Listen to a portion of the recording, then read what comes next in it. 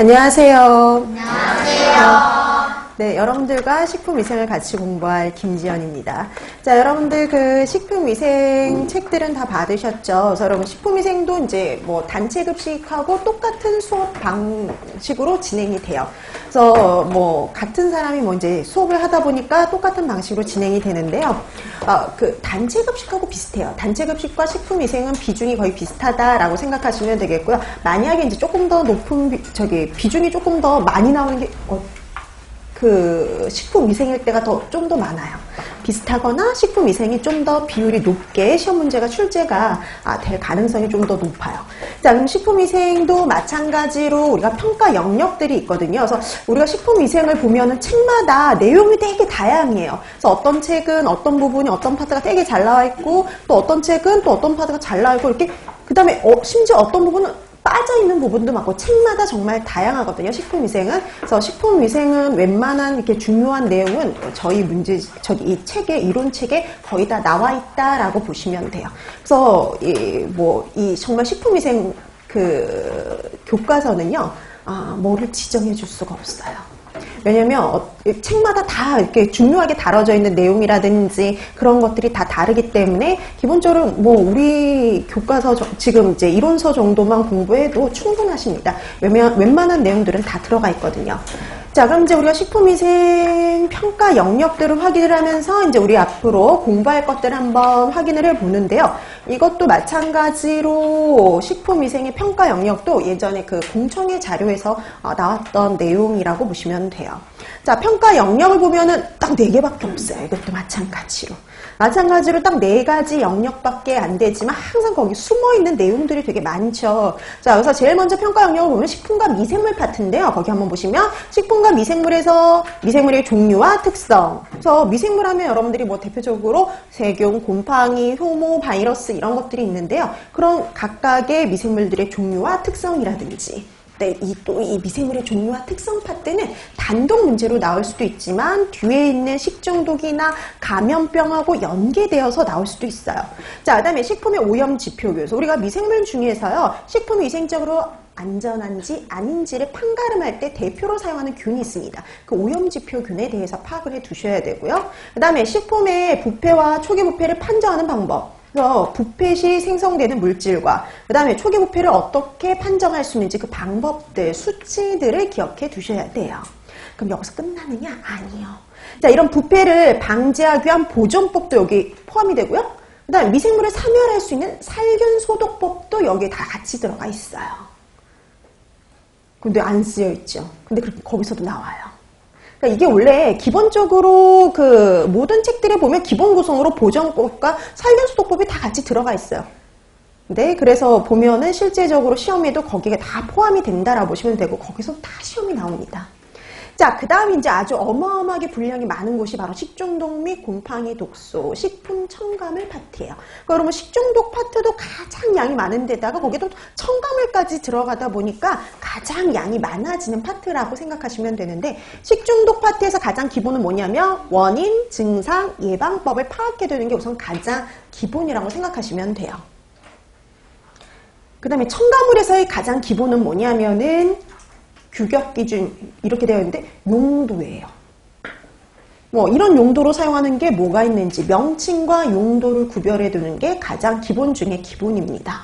자, 그 다음에 식품과 전염병 및 기생충 위생동물인데요. 이제는 뭐 전염병이 아니라 감염병이라는 단어로 바뀌었죠. 그래서 감염병은 경구 전염병과 인축공통 전염병으로 나눠서 원인, 증상, 예방법에 대해서 파악해 두셔야 되고요. 그다음에 기생충 같은 경우도 원인, 증상, 예방법이 기본. 그다음에 위생동물 이런 것들인데 이 감염병이라든지 기생충이나 위생동물은 식중독보다 훨씬 비중이 적어요.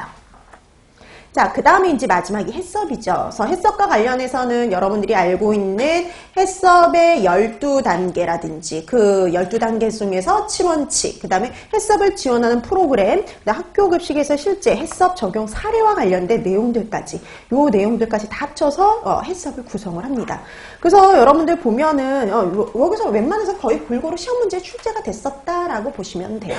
그래서 여기도 마찬가지로 이제 지금 현재 여러분 시험 문제 나오는 건 기입형, 서술형, 논술형의 형태고요.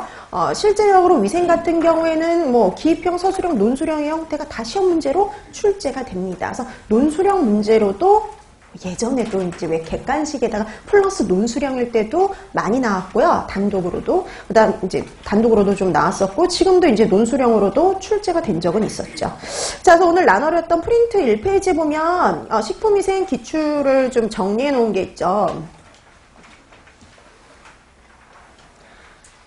그 2008년에 뭐 나왔던 건 가장 기본이 되는 식중독하고 딱 해썹 딱 두 개. 제일 위생에서 제일 중요한 거 한번 꼽아봐라. 그러면 식중독과 해썹인데 딱 그땐 그 두 가지가 딱 시험 문제가 출제가 됐었죠. 그 다음에 2009년엔 정말 골고루 시험 문제가 출제됐고, 왜 5개가 되느냐?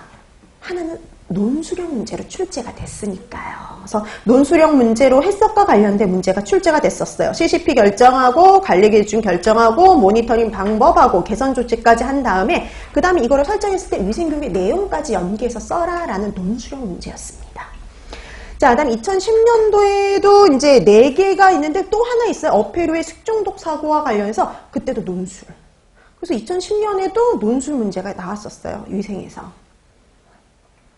그 다음에 2011년에도 객관식 4문제 외에도 한 가지가 더 있죠. 5개. 이렇게 5개가 들어서 논술형 문제가 있었다는 건데요. 이때는 햄 제조시 생성이 되는 물질과 관련해서 그 아질산 염을 사용했을 때 그 독작용과 관련해서 그 시험 문제가 논술형 문제로 실제 출제가 됐었어요.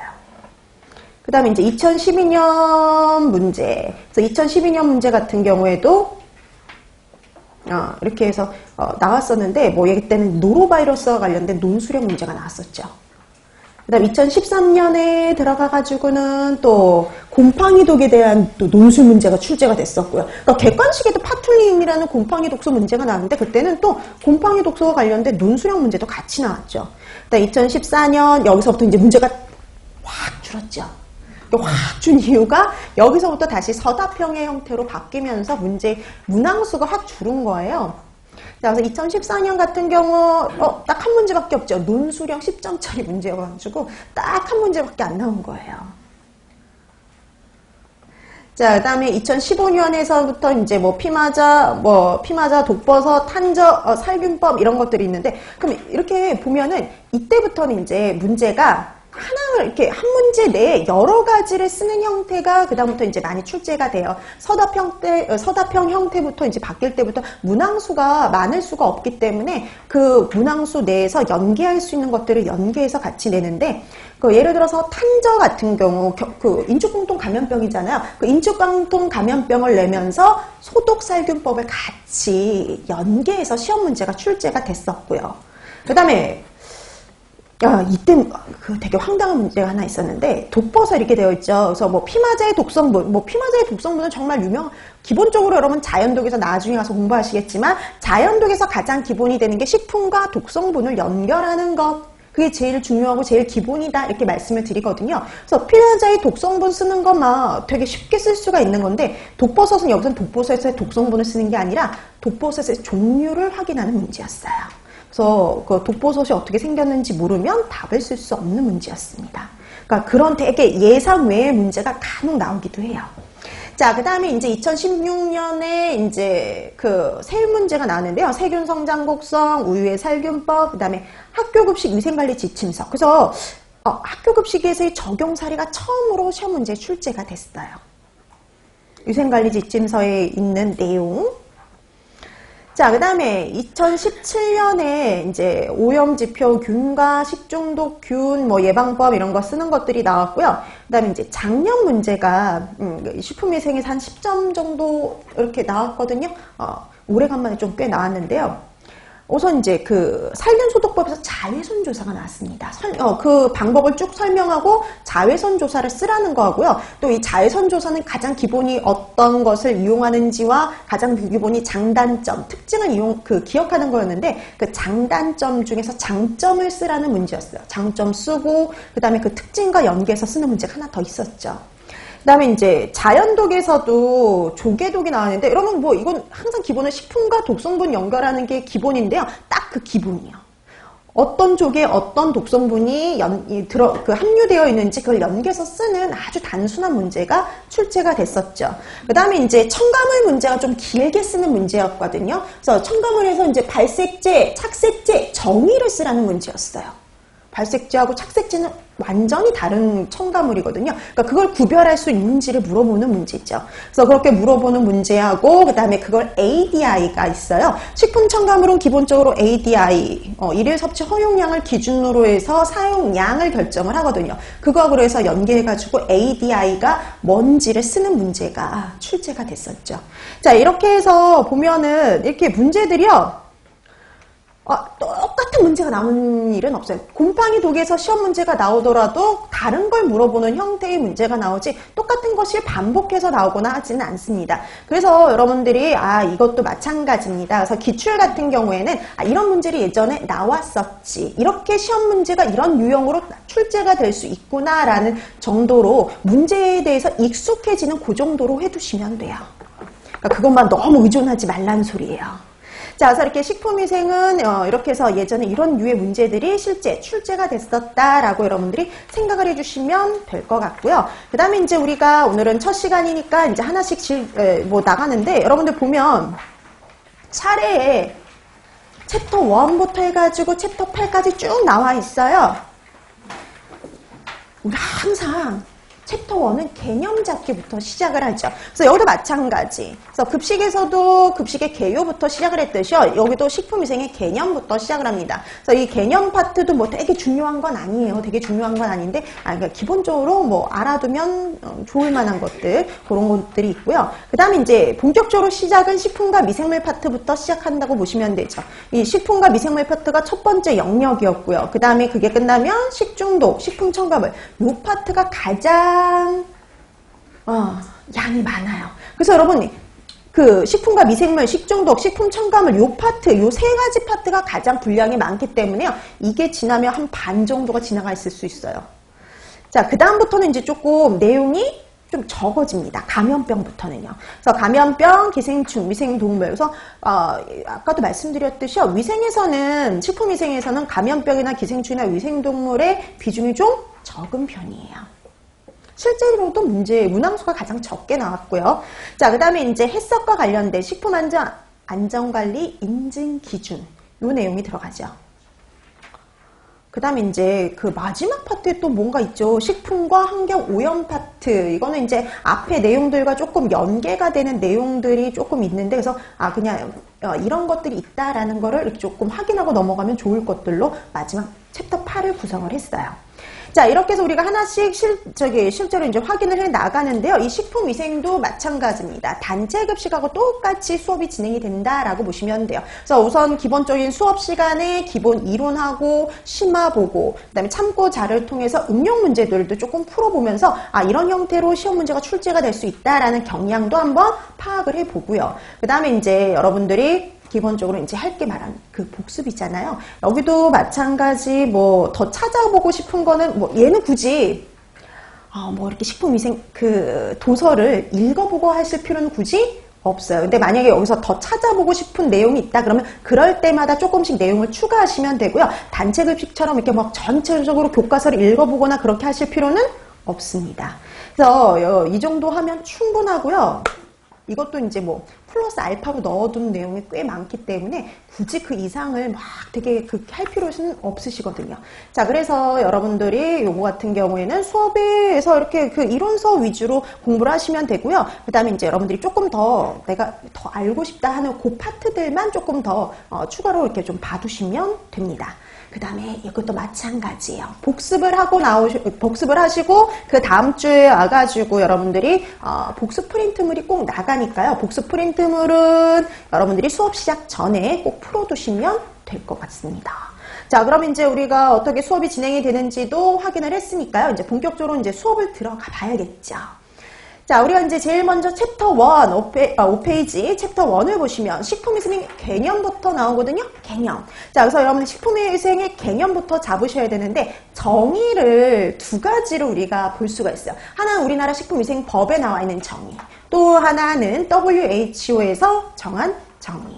자, 그래서 우리나라 위생법에 있는 정의를 한번 볼게요. 우리나라 위생법에 있는 정의를 보면은 이거는 대상이 잘 정의가 돼 있어요. 우리나라 법에는.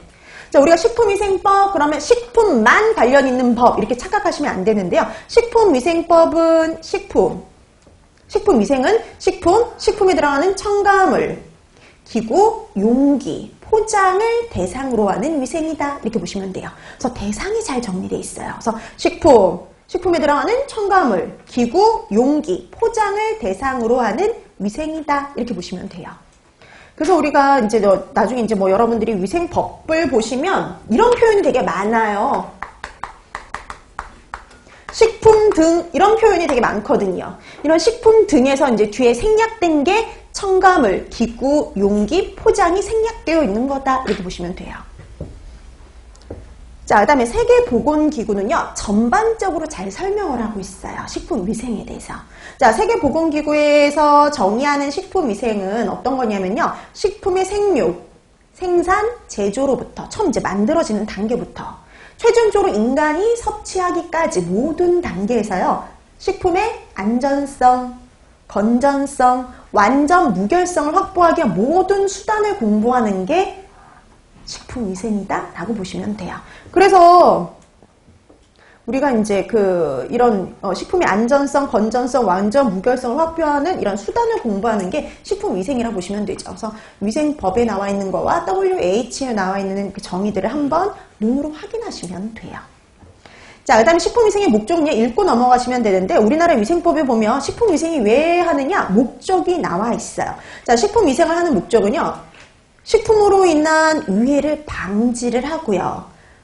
그 다음에 식품 영양의 질적 향상을 도모함으로써 국민 보건 향상과 증진에 이바지하겠다. 이게 바로 식품위생의 목적이에요. 그러니까 우리가 단체급식의 목적이 있듯이 식품위생에도 목적이 있다는 거죠. 위해가 될 만한 요소 방지하고 식품 영양의 질적 향상을 도모해서 국민 보건 향상에 이바지하겠다. 이게 바로 목적이라고 보시면 돼요.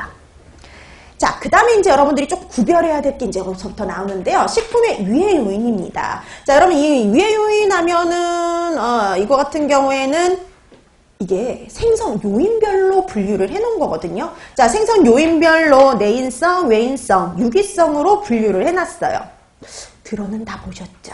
네. 내인성, 외인성, 유기성. 자, 그래서 여러분들이 앞으로 이제 공부할, 그다음에 여러분들이 실제로 공부도 하셨죠. 예전에 한번 학부에서도 하고, 위생사나 영양사를 준비하면서도 식품위생은 공부를 한 번씩 다 하셨을 거예요. 그러면 여기에서 그때 공부했던 위의 요인들을요, 이렇게 크게 3가지 분류로 나눌 수 있어요. 내인성, 외인성, 유기성. 그래서 분류를 좀 하실 수 있어야 되는데요.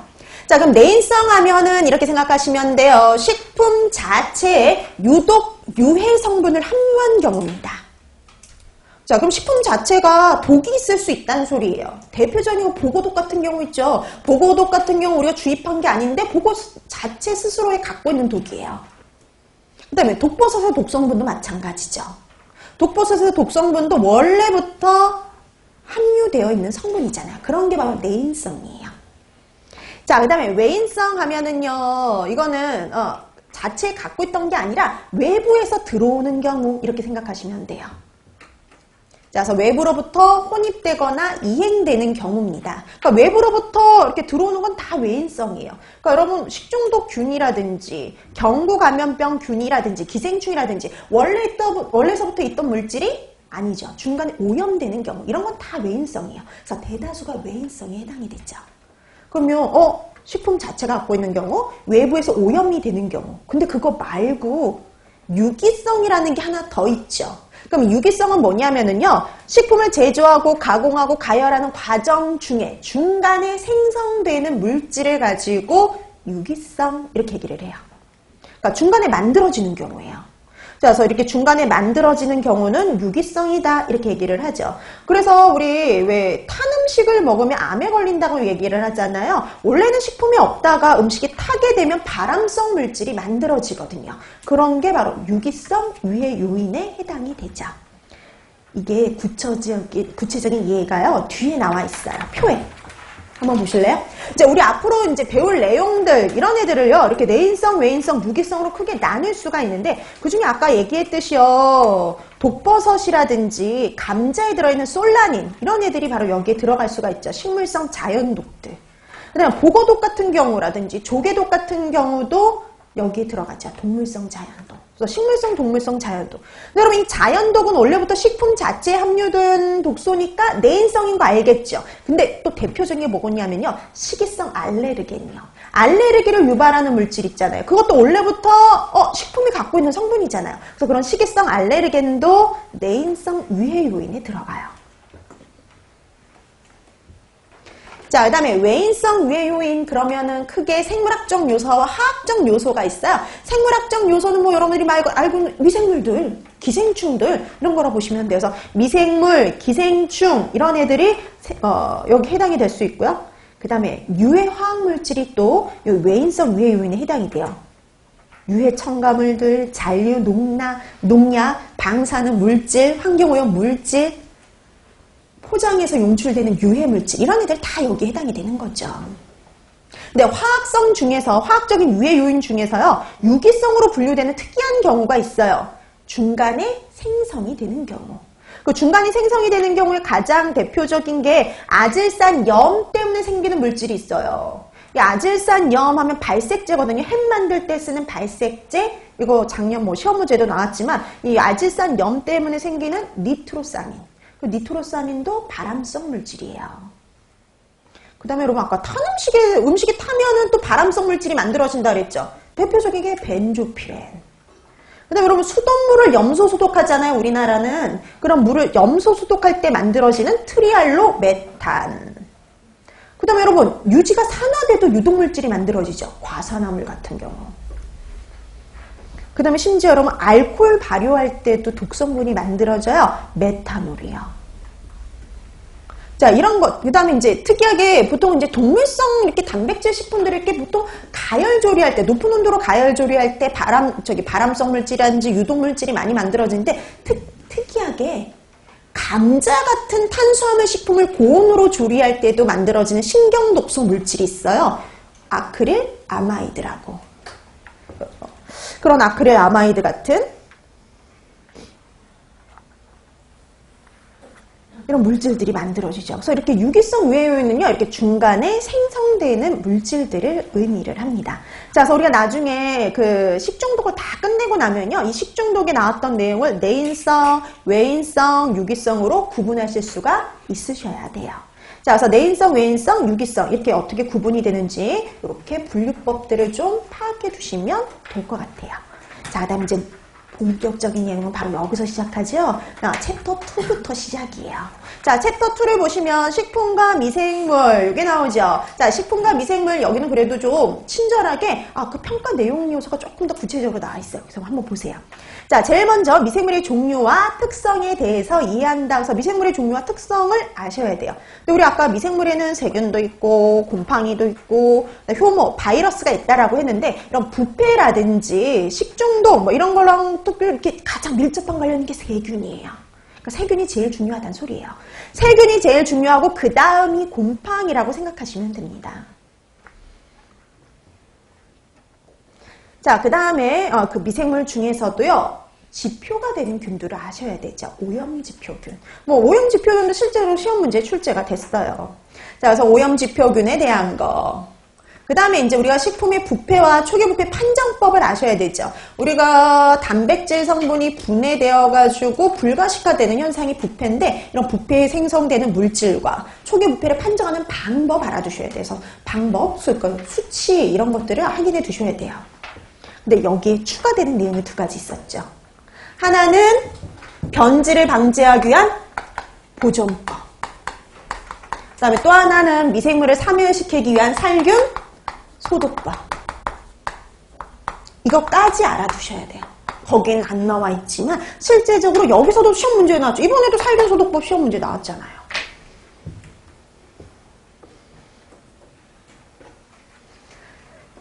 자, 이렇게 해서 여러분들이 거기 나와 있는 내용에다 플러스 보존법, 살균 소독법까지 봐두시면 되는 거예요. 여기 파트에서는. 자, 그 다음에 이제 우리가 그러면 제일 먼저 미생물의 종류와 특성.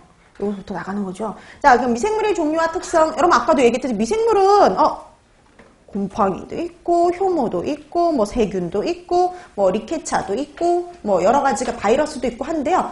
크기로 따졌을 때 제일 큰 건 누구냐면 곰팡이에요. 곰팡이가 그게 제일 커요. 그 다음에 효모, 세균. 그 다음에 제일 작은 게 누굴까요? 바이러스라고 보시면 됩니다. 자, 그럼 이런 다양한 미생물이 있는데 그 미생물에 대해서 하나씩 구체적으로 들어가기 전에요. 미생물상이라는 말이 나와요. 미생물상 내지는 미생물총 이렇게 얘기를 하는데 식품이 있으면 그 식품에 있는 환경에 적응해서 잘 자라는 특유의 미생물들이 있거든요. 그런 애들이 모여서 미생물상 내지는 미생물총을 이룹니다. 근데 여기 부분 한번 읽고 넘어가시면 돼요. 굳이 달달달 외우실 필요는 없습니다. 자, 그럼 미생물상의 특징, 어떤 특징이 있느냐? 미생물이 이렇게 형성이 될 때 보면 신선식품들, 여러분 신선식품 뭐 과일, 채소, 뭐 그다음에 어패류 뭐 이런 애들을 보면 이런 신선식품은 동식물이 자라나 환경에서와 같은 미생물총이 형성이 된대요. 여러분 예를 들어서 감자. 그럼 감자는 우리가 어디에서 캐내냐면 땅이잖아요. 그죠? 땅속 미생물과 비슷한 균총이 형성이 된다고 보시면 돼요. 그 다음에 예를 들어서 생선이에요.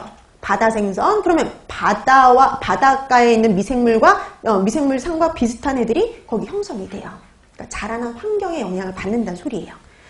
자, 그 다음에 시간의 지남에 따라 어떻게 변하느냐? 시간의 지남에 따라 복잡했던 게 단순해져요. 처음에는 복잡하지만 나중에는 단순해집니다.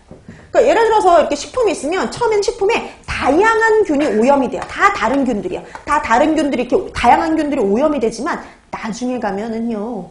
잘 자라는 한두 개만 이렇게 살아남아요. 그래서 처음에는 되게 복잡하게 여러 균들이 오염되어 있지만 나중에 가면 한두 개만 살아남아서 되게 단순해집니다.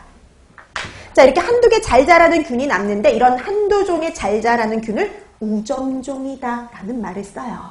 근데 그 우점종의 대표가 되는 게 있어요. 어패류의 우점종이야.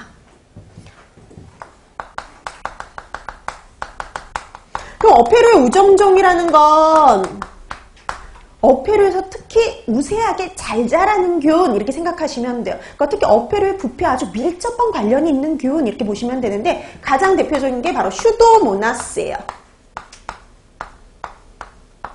슈도모나스균이 대표적인 어패류의 우점종입니다. 그 다음에 이제 여러분들 그 영양교사 문제는요, 한글로 써도 상관이 없어요. 슈도모나스. 근데 이제 얘는 지금 이제 모든 책이 다 슈도모나스라고 되어 있거든요. 근데 간혹 이제 다른 균들이라든지 독소 명칭을 보면 책마다 이름이 약간씩 다른 경우들이 있어요. 실제적으로. 그래서 근데 어떻게 됐든 여러분 기본적으로 영양교사에서는요, 여러분 시험 문제 나오는 것도 보면 아시듯이요, 기본적으로 다 한글 사용을 원칙을 하고 있어요. 자, 이렇게 해서 여러분 슈도모나스라는 애가 가장 대표적인 어패류 우점종이라고 보시면 돼요. 그럼 여러분 이게 슈도모나스가 어패류의 우점종이라는 소리는 어디에서 흔하게 볼 수 있다는 소리냐면 물속에서 흔하게 볼 수 있는 균 중에 하나라는 소리예요. 자, 그 다음에 4번. 한 번 형성된 미생물상은 벌써 한 번 형성이 되면은요, 형성이 되어 있으면 소규모 오염이 발생을 해도요, 소규모 오염이 발생하는 정도 가지고는요, 변화가 없어요. 그대로 유지합니다. 아주 대규모 오염이 발생하지 않는 이상 약간의 오염이 있다고 하면 뭐 아무런 변화가 없어요. 한 번 형성이 되면 끝이에요. 소규모 오염에는 영향을 받지 않습니다. 자, 그 다음에 5번째. 이 상황이 어떠냐에 따라서 잘 자라는 균이 따로 있거든요. 자, 표면적이 넓고 통기성이 좋은 식품. 표면적이 넓어요. 산소하고 접할 수 있는 환경이 형성이 된 거죠. 그럼 이때는 어떤 균이 잘 자라냐? 호기성 균이. 산소를 좋아하는 호기성 균이 잘 자라요. 그 다음에 식품의 내부, 산소가 잘 통하지 않는 식품. 그럼 식품의 내부나 산소가 잘 통하지 않는 식품은 산소가 없어야지 잘 자라는 균들이 잘 번식을 하겠죠. 그게 바로 현기성 균. 자, 그 다음에 수분 함량이 많은 식품. 여러분, 수분 함량이 많은 식품에서 우세하게 잘 자라는 건 누구냐면 세균이에요. 세균. 그래서 이 세균은 수분 함량이 0.9 밑으로 떨어지면은요, 거의 증식이나 발육을 할 수가 없어요. 그러면 세균이 잘 못 자라는, 수분 함량이 적은 식품에서는 세균이 못 자라는 대신 누가 우세하게 잘 자라냐면 곰팡이가요. 그래서 수분 함량이 많은 식품에서는 세균이, 수분 함량이 적은 식품에서는 곰팡이가 문제가 됩니다. 그래서 여러분, 그 수분 함량이 적은 식품의 대표적인 게 곡류 같은 경우잖아요. 그래서 그런 곡류 같은 데는 세균이 문제가 아니라 곰팡이가 피는 게 문제가 되죠. 자, 이렇게 해서 우리가 미생물 상에 대해서 한번 확인을 해봤는데요. 이 파트는 그냥 한번 상식적으로 읽고 넘어가시면 됩니다. 자, 이제 본격적인 내용은 이제 세균부터 시작이 되는데요. 그래서 우선 얘도 가장 기본적인 내용부터 들어갈 거예요. 자, 여러분, 세균 하면은 거기 이렇게 나와 있죠. 단세포 생물이다. 세균이라는 건요, 단세포 생물이래요. 단세포. 그럼 여러분, 이 소리는 이런 얘기예요. 세포 하나가 균 하나예요. 네, 세포 하나가 균 하나다, 이렇게 생각하시면 됩니다. 근데 우리가 이 세균을 이르는 명칭이 있는데요. 우리가 이제 뒤에 공부하다 보면은 영양세포라는 말이 나오기도 하고요. 그 다음에 포자 내지는 아포라는 말이 나오기도 해요. 이건 이제 뒤에 가서 더 이상 설명하지 않아요. 첫 시간에만 설명을 합니다. 포자, 아포 같은 말이에요. 다른 말 아니에요. 그러니까 이렇게 뒤에 가다 보면 포자라고 나오는 데도 있고 아포라고 나오는 데도 있어요. 그럼 나중에 가서 또 물어봐요. 포자, 아포 같은 말이냐? 같은 말이에요. 자, 그래서 포자하고 아포 노성 같은 말이다. 근데 여러분, 세균은 세균 상태를 지칭하는 말은 두 가지가 있다는 거죠. 영양세포 상태와 포자 내지는 아포 상태, 이렇게 두 가지가 있어요. 자, 그러면 영양세포 상태와 포자, 아포 상태, 이건 어떤 게 다르냐면요, 생명활동을 활발히 하고 있는 상태가 바로 세포 상태예요. 이런 세포 상태일 적에는 열에 약합니다. 우리가 열에 약하다는 말을 이열성이다 라고 표현을 해요. 이열성. 열에 약해요. 조금만 가열해도 손쉽게 사멸시킬 수가 있어요. 근데 아포, 포자 상태는 좀 다릅니다. 포자, 아포 상태는요, C하고 같은 상태라고 보시면 돼요. 생명활동을 중지하고 칩거 상태에 들어간 상태가 바로 아포, 포자 상태예요. 그래서 이것 때는 이게 어떨 때 만들어지냐면요, 외부 환경이 생장이나 증식에 열악할 때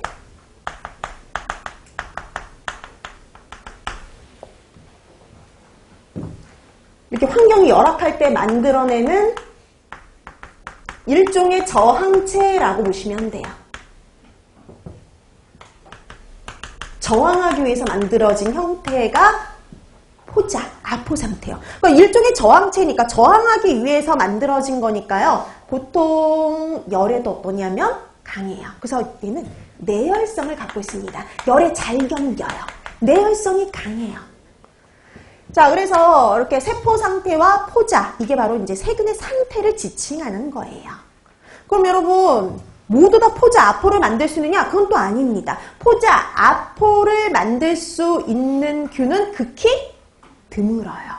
그래서 여러분들이 포자, 아포를 만들 수 있는 것만 기억을 해두면 나머지는 안 만든다, 이렇게 생각하시면 돼요. 그 외의 것들은 열에 좀 약한 편이다, 이렇게 생각하시면 되는데, 우리가 앞으로 배울 것 중에 이제 앞으로 배우는 균들 중에요, 균속들 중에 포자, 아포를 만든 건 딱 2개밖에 안 배워요. 딱 2개. 그럼 여러분, 딱 그 2개를 제외한 나머지는 다 포자를 생성하지 않는다. 그쵸? 그렇게 기억해 두시면 돼요.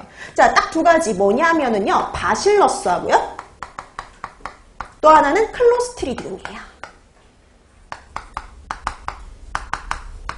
딱 2개밖에 없어요. 그래서 바실러스로 시작하는 애와 클로스트리디움으로 시작하는 애들만 포자, 아포를 형성한다. 그럼 얘네들은 포자를 만들기 때문에 상당히 열에 잘 견딘다 소리죠. 내열성이 강하다, 이렇게 보시면 됩니다. 그리고 얘를 이 2가지를 제외한 애들은요, 포자, 아포를 안 만들어요. 오로지 세포 상태로만 존재하다 보니까 열이 어떠냐면 약한 편이 되는 거죠.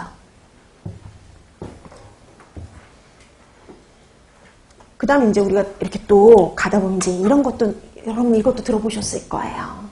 세균이 만들어내는 독소.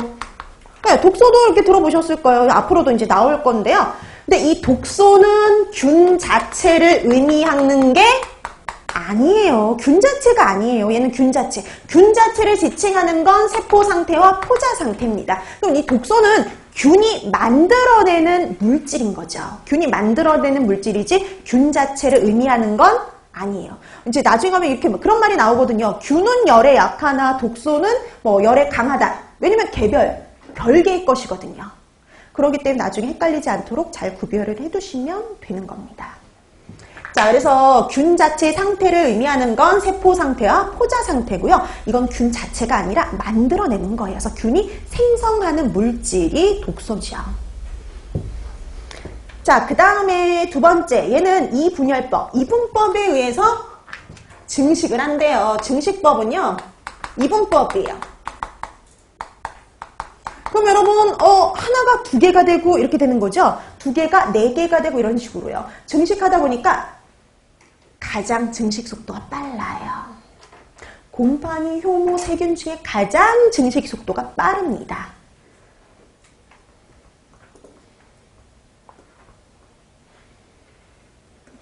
자, 그 다음에 세 번째. 효모, 곰팡이, 세균이 같이 있을 때요. 우선 가장 우세하게 먼저 자라는 건 세균이에요. 그래서 효모나 곰팡이보다 우세하게 잘 자라요. 그래서 효모, 세균, 곰팡이와 동시에 오염이 되잖아요. 그 중에 제일 잘 자라는 건 세균이다. 이렇게 보시면 돼요.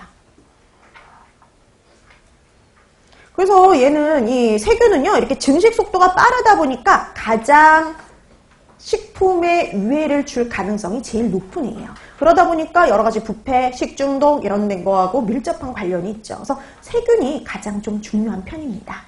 자, 그 다음에 이제 세균의 형태를 지칭하는 말이 나와요. 구균, 간균, 나선균인데요.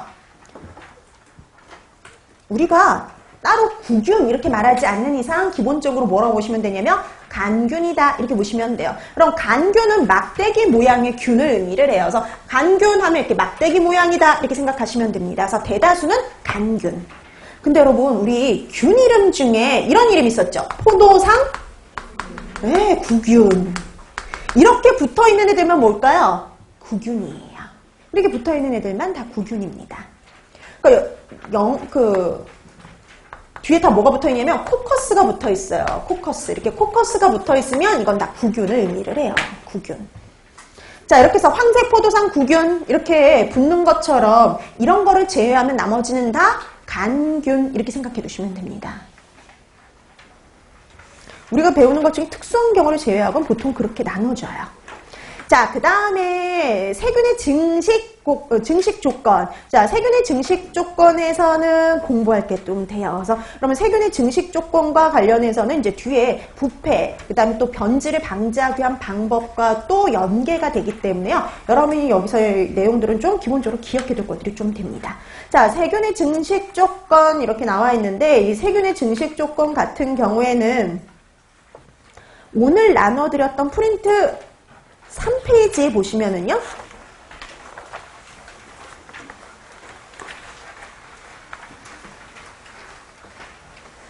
증식에 영향을 주는 요소 이렇게 나와 있죠. FATTOM. 뭐 되게 새로운 내용인 것 같지만 여러분 다 알고 있는 내용이거든요.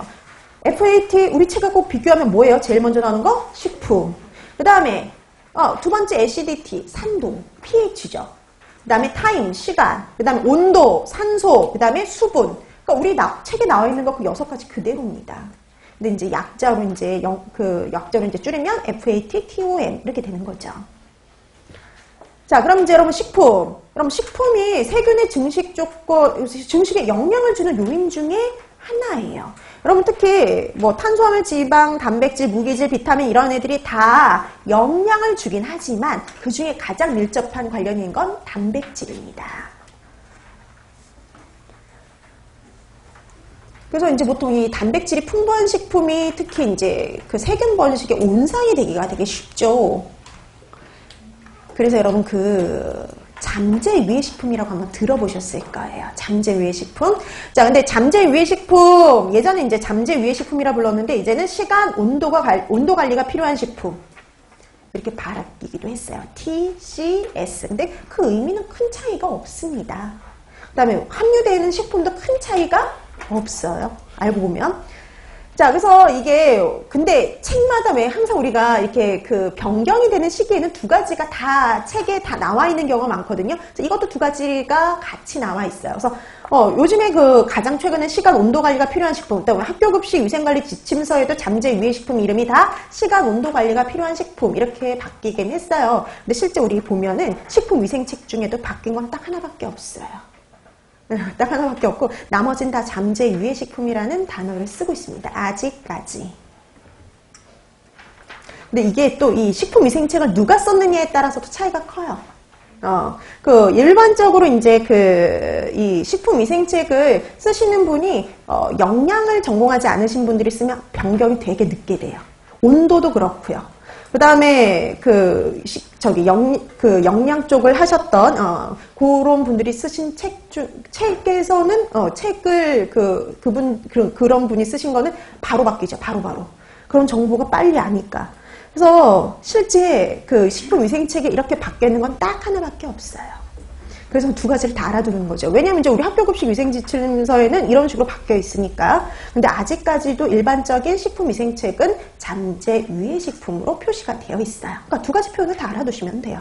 자, 그래서 시간 온도 관리가 필요한 식품, 잠재 유해식품. 자, 이건 둘 다 똑같아요. 식품의 조성 성분이나 가공 정도가 식중독균이 증식에 유리한 것이 많아서요. 시간 온도 관리가 필요한 식품입니다.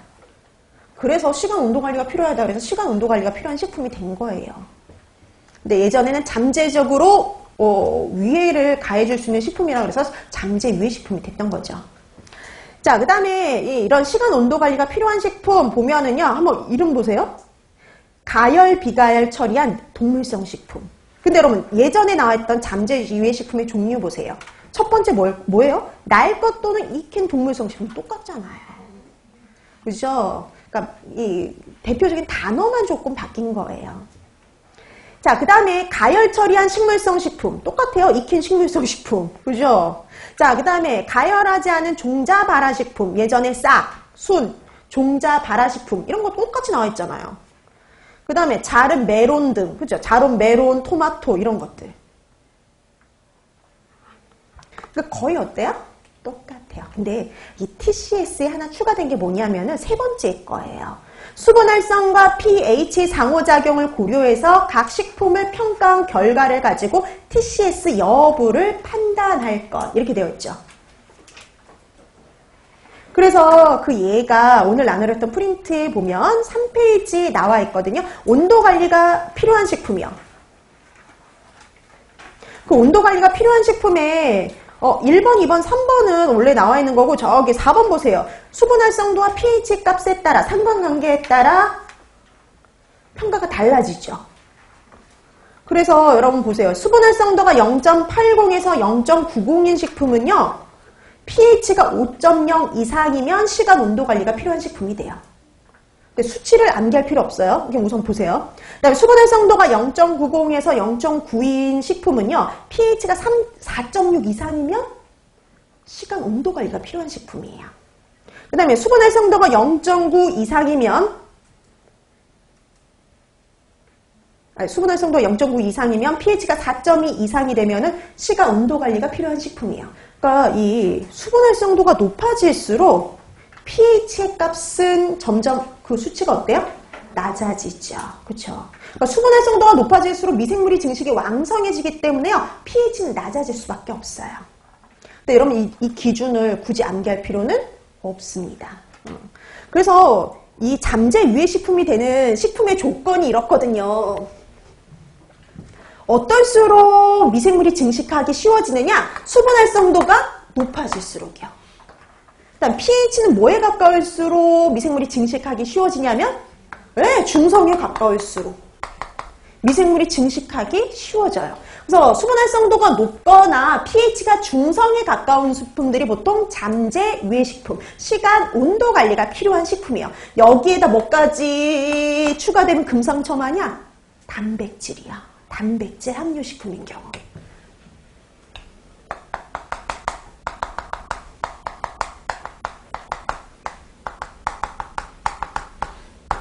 자, 그래서 보통 이렇게 문제가 되는 것들은 잠재 유해식품인 경우는 이런 거예요. 그래서 수분 활성도가 높거나 아니면 pH가 그 중성에 가깝거나 거기에다가 단백질까지 함유된 식품들이 보통은 잠재 유해식품, 시간 온도 관리가 필요한 식품이 되기 쉽다라고 보시면 됩니다. 자, 이렇게 해서 식품에 따라서 영향을 받는다는 거죠. 자, 그 다음에 두 번째, 뭐에 영향을 받느냐? pH요. pH. 자, pH, 생육에 가장 적합한 pH는 최적 pH. 아까 이거 단어 설명하는 거니까 이거는 그냥 상식선에서 알아두기예요. 상식선에서. 그러니까 제일 생육하기 좋은 건 최적 pH라고 말을 해요. 그 다음에 산성 쪽의 생육 한계를 최저 pH, 알칼리 쪽의 생육 한계는 최고 pH. 의미가 와 닿으세요? 자, 그럼 이래요. 세균이 증식할 수 있는 pH의 범위가 이렇다는 거죠. 자, 그러면 여기 생육 가능한 pH 범위가 이렇다고 봤을 때 가장 높은 거는 최고 pH, 생육 가능한 최고 pH. 근데 가장 아래쪽에 있는 건 생육 가능한 최저 pH. 그 다음에 제일 좋아하는 환경은 최적이라는 표현을 쓴다는 거죠. 그러니까 이제 우리가 이렇게 설명이 나올 때 최고, 최저가 나오면 그런 의미다라는 정도로 파악하시면 된다는 소리예요. 자, 그러면 가장 최적의 pH가 되는 걸 한번 봐야 되는데 세균은 가장 최적은 중성입니다. 그래서 세균은 중성의 pH를 가장 좋아해요. 그래서 6.8에서 7.2 정도의 중성 부분을 좋아하죠. 4.5 이하가 되면은요, 증식하기 상당히 어려워집니다. 거기 나와있죠. 4.5 이하에서는. 증식하기가 어려워져요. 자, 그 다음에 효모하고 곰팡이 보세요. 근데 효모하고 곰팡이는 pH에서 3 내지 5에서도 잘 생육한대요. 최적 pH가 pH 4예요. pH 4. 훨씬 낮죠. 그러니까 산성식품에서 문제가 되는 건 세균이 아니라 효모나 곰팡이라는 소리예요. 그래서 여러분 귤 생각해보세요. 집에서 먹는 귤. 요즘 겨울에 많이 드셨죠? 귤 보면 잘못 보가면 거기 뭐 피어요? 곰팡이 피죠. pH가 이렇게 산성인 식품에서는요, 그렇게 귤 같은 pH가 산성인 그런 과일 같은 데서는 곰팡이가 문제가 되는 거예요. 자, 그래서 미생물의 최적 조건을 파악해 봤네요. 세균은 pH가 중성일 때, 그 다음에 곰팡이하고 효모는 pH가 4 정도일 때 가장 최적이다 이렇게 보시면 되죠. 자, 근데 이게 또 이 pH가 뭐에 또 이제 그 영향을 주느냐면 나중에 변질을 방지하는 벽과 연계가 될 수가 있어요. 그럼 여러분 한번 생각해 보세요. pH가 어떨수록 미생물이 증식하기가 어려워질까요? pH가 낮을수록. 그쵸? 뭐 당연한 거예요. 그래서 pH가 낮을수록 미생물의 증식은 어려워지죠. 그래서 pH를 낮추는 방법들이 있어요. 뭐 산장이라든지 이런 방법들. 자, 근데 pH가 낮을수록 미생물의 증식이 어려워지는데요. 이거는 뭐에 의한 거냐면 수소 이온에 의한 거예요. pH가 낮을 때, 강할 때는요, 이렇게 수소 이온에 의해서 미생물의 증식을 억제하는 겁니다.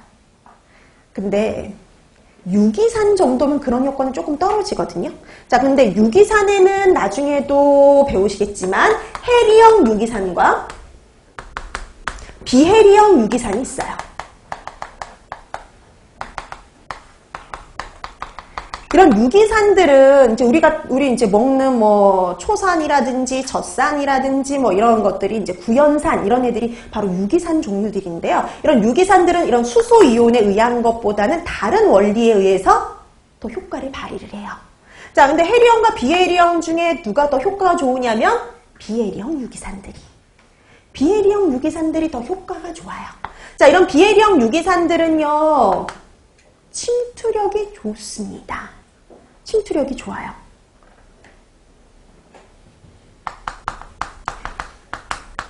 손쉽게 세포막을 통과해서요. 침투력이 좋다고 그랬죠. 이런 비해리형 유기산들이 침투력이 좋기 때문에 세포막도 손쉽게 통과할 수가 있어요. 손쉽게 세포막을 통과해서 세포 안쪽으로 들어가요. 세포 안쪽으로 이런 유기산들이 들어가게 되면은 안쪽의 내부 환경이요. 세포 내부 환경의 pH가 어떻게 되냐면 낮아지게 되는 거죠. 세포 내 pH가 낮아져서 증식을 억제하는 효과를 발휘하는 거예요. 이건 침투력 때문에 올 수 있는 효과죠. 자, 그래서 이렇게 비에리성 유기산은 침투력이 좋기 때문에 효과가 좋은 거예요. 그러니까 이제 우리가 나중에 변질을 방지하기 위해서는 침투력이 좋은 비해리형 유기산을 쓰는 게 좋은 거죠. 자, 이렇게 해서 이 앞에 있는 요 내용들, 세균의 증식에 영향을 주는 요인들이 바로 나중에 변질을 방지하기 위한 효과를 높일 수 있는 것들과 연계가 되기 때문에 여러분들이 나중에 그 뒤에 내용과 같이 연계해서 생각을 해 두셔야 됩니다. 자, 그래서 적정 pH와 관련된 거, 그래서 여러분들이 pH, 세균은 어떤 pH를 좋아하고 곰팡이나 효모는 어떤 pH를 좋아하는지 대략적으로 확인해 두시고요. 요 내용은 뒤에서 할 변질 방지와 같이 연계하셔서 같이 생각해 두시면 되겠습니다. 자, 우리가 치품과 pH를 봤고요. 그 다음에 이제 시간이 나오는데 이 시간부터는 조금 쉬고 나서 들어가도록 할게요. 2분 남았다 그러지?